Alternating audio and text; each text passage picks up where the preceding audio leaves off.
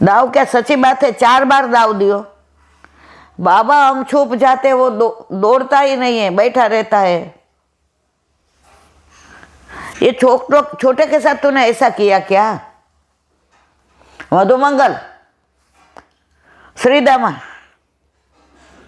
એ કે બાબા અમે તો દાવ દેવા તૈયાર હતા, પણ દાવભાઈએ ના પાડી કે જો એના બદલે દેવો હોય તો જાઓ, વયા જાઓ, તું ઘર पे चल दाव, तू घर पे चल। आज तूने ऐसो कियो। ઠાકોરજી કે આવું વાંધો નહીં, હવે રોજ દાવ દેવાનો નહીં અને બાબાની બીક બતાવવાની। નંદ બાવા આવ્યા, આજા। दाव भैया के ना बाबा मैं। ठाकुर जी के नहीं मैं नहीं, दाव तो नहीं बाबा, दाव नहीं, वो तो मुँह को ये लेंगे ने गिरा देगा। दाव क्या तो जो आज केवो चईगो छे के हवे बाबा हो एटले बोलाई नहीं, एटले दाव के नहीं ऐसा करूँगा। नंद बाबा के ऊपर जा, ऊपर जईने उतारे ने।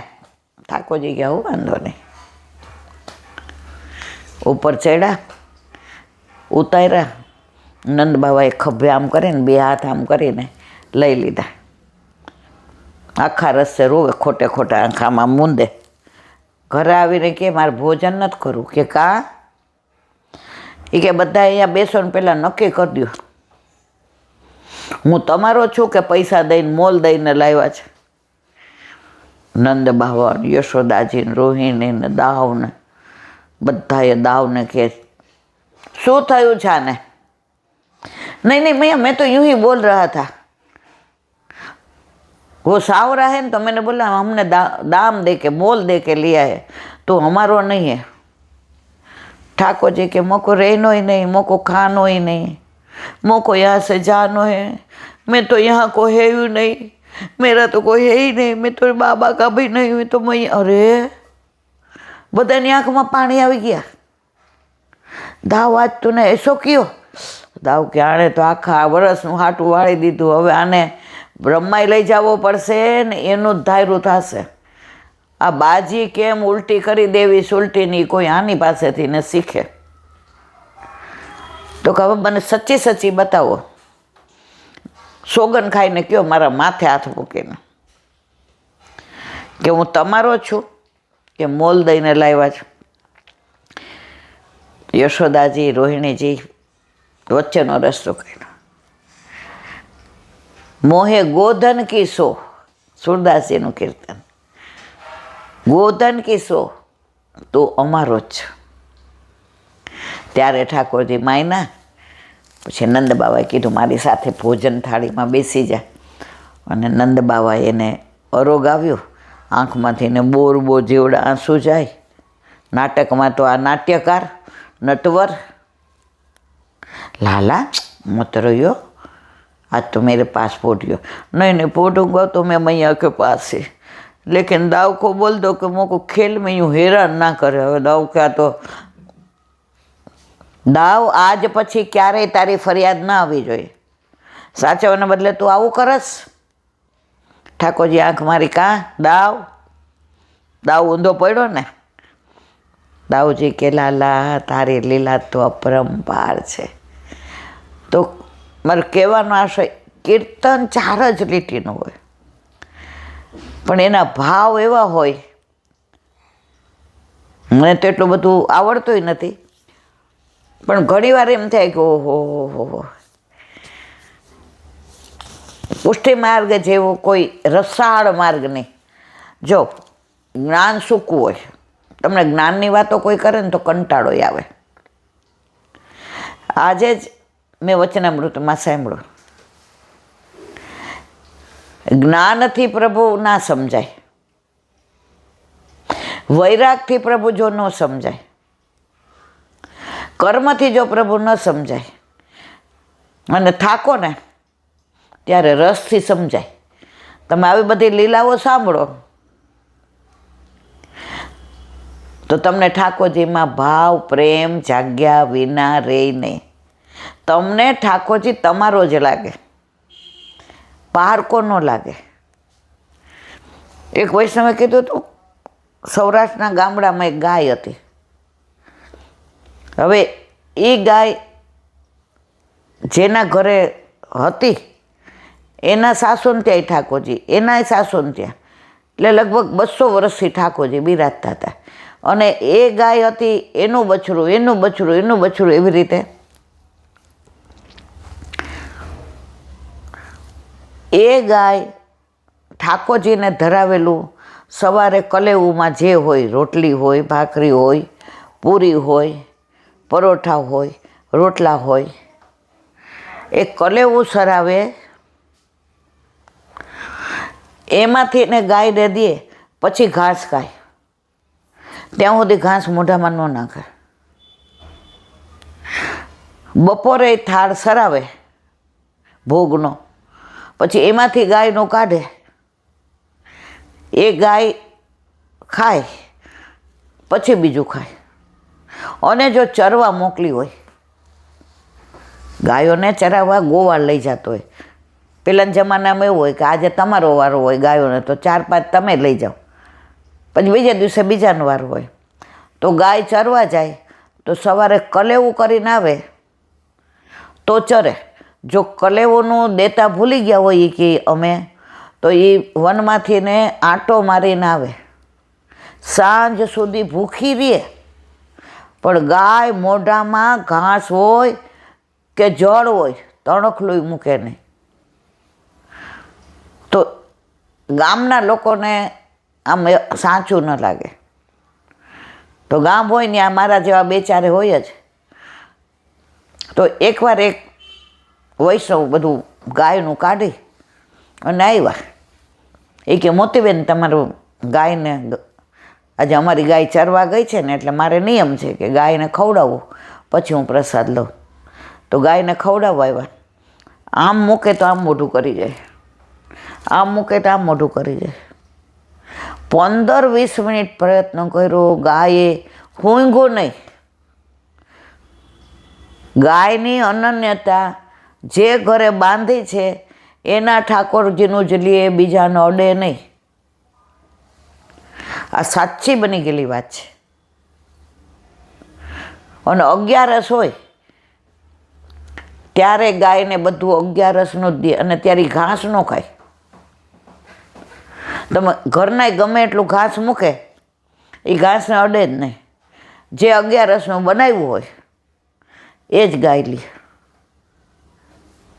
પછી એનું બછડું આવે એ પાછું એવું જ. હવેની મને ખબર નથી, પણ આ તો 50-55 વર્ષ પહેલાંની એક વૈષ્ણવ, મેં દર્શન નથી કર્યા, પણ મને એ વાત કરી હતી કે ઈલાબેન એ, અને એનું દૂધ એવું ને કે તમે ગરમ કરો તો ઉપર કેસરી જાય, જાણે સોનાની પેલી વરખ લગાડ્યું હોય ને એવું. અને ઠાકોરજીને એ જ ગાયનું દૂધ ગયા હતું, એની મલાઈ ઉતરે એટલે મલાઈને મિશ્રી, અને એ મલાઈનો મેળવી દે એટલે માખણ, અને એને પછી તાવે એટલે ઘી. બાકી બધું ભલે કદાચ ભેંસનું હોય કે ચાલે, પણ આ જે ગાય એમની પરંપરાથી આવે એનું બધું ઠાકોરજીમાં વિનિયોગ થાય. પશુની અનન્યતા જુઓ. અને આપણે બધા ભગવાન સરખા, બધાનો પ્રસાદ લેવાય, બધા નામ કરાય. મને 1-2 વૈષ્ણવ તો બહુ જ હેરાન કરે. અઠવાડિયે એકવાર સલાહ આપે ના આપે. વૈષ્ણવો તમે એ કે ઈલાબેન છે ને ભણેલા છો પણ ગણેલા નથી. મેં કીધું વાત તો સાચી છે. હવે મેં ભાઈ 70 વર્ષ શું ભણવું ને ગણવું? હવે તો ગમે ત્યારે આવે. નહીં આવે તારકે ટપાલમાં, એક દિન જાવું હરિના ધામમાં. મેં કીધું જેવા છીએ એવા. એ કે જો અનન્યતા રખાય. આપણા ઘરે ઠાકોરજીની સેવામાં પહોંચીએ ત્યાં સુધી અનન્યતા, પછી આપણે ક્યાંય જવું પડે. તમે તો અમારા ઘરે સત્યનારાયણની કથા હતી, તમને બધા યાદ કરતા હતા, તો તમે આવ્યા? મેં કીધું હજી નહીં આવું, અને કોઈએ મને કહેવું નહીં. સત્યનારાયણ ભગવાન ઠાકોરજીનું સ્વરૂપ. મેં મારે કોઈ દલીલ કરવી નથી. મેં તમારી યાર બધી દલીલ કરી લીધી. તમારો એક જ ઓલો છે ભગવાન બધા સરખા. મારે હવે કાંઈ વાત કરવી નથી. અનન્યતા પશુ રાખે છે. હું ગાયને પશુ માનતી જ નથી. ગાય તો આપણી માતા છે. ઠાકોરજીએ ગાય માટે તો ચરણમાં ધર્યું નહોતું કાંઈ. માએ કીધું ગાયને ચરાવવા જાશ, મોજડી પહેરીને જા. ઊભી ને ગાયને ગણી આવું કેટલી છે એટલી મોજડી બનાવો, એને ધરાવો, પછી હું મોજડી પહેરીશ. ગાયને પોતે ચરાવવા જતા હતા. પૂછે ગોવાળિયા આજે કયા વનમાં? ગાય જે બાજુ જાય ને એ વનમાં. હું જે બાજુ જાઉં એ બાજુ નહીં. મારી ગાયો જ્યાં જાય ને, ગાયની પાછળ ચાલતા હતા, આગળ નહોતા ચાલતા. ગાયની ખુર્રજ એવી ઉડે કે વાળમાં એવી આવી જાય સરસ, જાણે દૂચકા ચંદા. તમે વ્રજની રજ જોજો, અહીં જેવી નહીં હોય. એ રજ જ જુદી જાતની છે. ને વ્રજમાં આજે પણ એવું છે.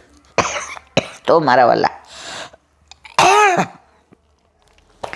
આ બધી કોઈ કપોળ કલ્પિત વાતો નથી, હકીકત છે. પણ આ બધું ક્યારે ફલિત થાય? જ્યારે તમારા ઘરે, તમારા માથે તમારા ઠાકોરજી બિરાજતા હોય તો. મને ઘણા ઉલ્લુ બનાવે. આપણે પૂછીએ તમારા ઘરે ઠાકોરજી બિરાજ? કોને પોસ્ટ કર્યા? આણે. હમણાં 15-20 દી પહેલાંનો જ પ્રસંગ છે. હું તો રાજી થઈ કે સખડી ધરાવીએ. મેં તો બહુ સરસ. તો મને કે હમણાં અડદિયા ધરાવ્યા હતા. હું તો રાજી થઈ. પછી વાતમાંથી વાત નીકળી. એટલે એના દીકરાની દીકરી હતી. એટલે મેં કીધું તાર લાલો તને ગમે? મને કે હા. એટલે આ બેને મને એવું કીધું કે લાલન બિરાજે. અને આ દીકરી એવું કીધું શ્રીજી બાવા મસ્ત મસ્ત છે અમારા ઘરે.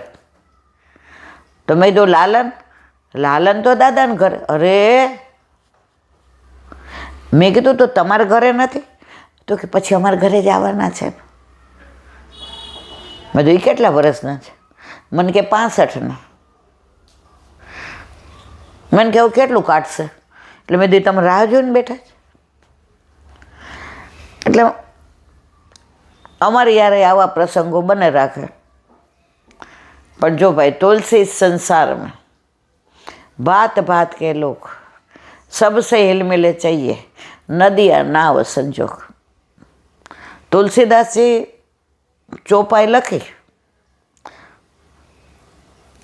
અને ક્યાંક દર્શન કરવા જતા હતા સરયુ નદીમાં કે ક્યાંક સ્નાન કરવા, ખબર નહીં.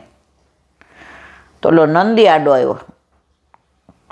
એટલે બોયલા, હે આડા નાડા ઉભા રહીએ છે, આને કાંઈ ખબર પડે છે આમ તેમ. એ ચોપાઈ એવી લખીને આવ્યા હતા, મને અત્યારે મોઢે નથી, ભૂલી ગઈ છું. સગમય દેખીએ રામ, રામ યહાં રામ વ્યાં રામ જહાં તહાં. આ ચોપાઈનો ભાવ એવો હતો. દરેકમાં રામને જુઓ તો તમને ક્યાંય ક્યારેય મનમાં ગ્લાનિ નહીં થાય. તો નંદીને તેણે ગાળો દીધી. ઘરે આવ્યા, ખોલીને બીજી ચોપાઈ લખવા ગયા તો ઉપરની ભૂસાઈ ગઈ હતી. અરે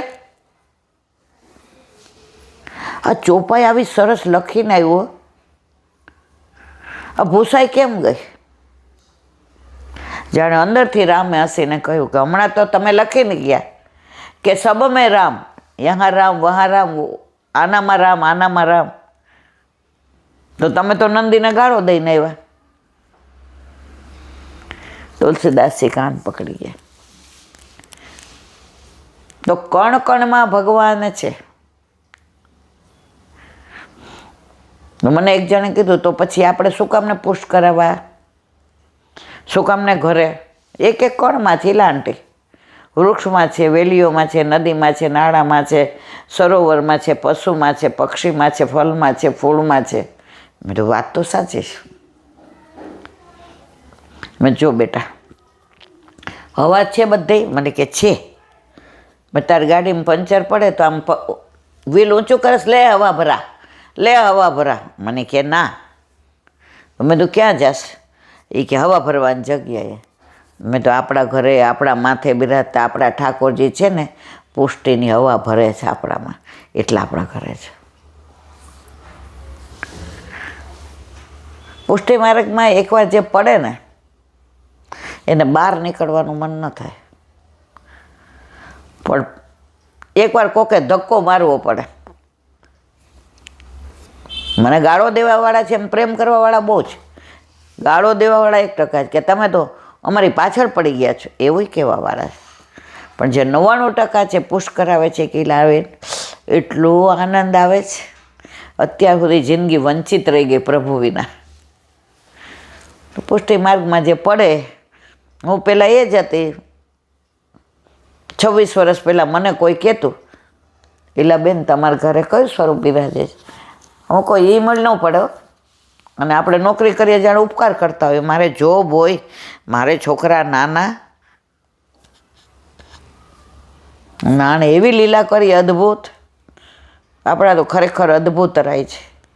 પધાયરાય ઘરમાં, નોકરીનું બાનું કાઢતી હતી એ છૂટી ગઈ, છોકરાઓનું બાનું કાઢતી હતી એ ઓલો અમેરિકા વયો ગયો.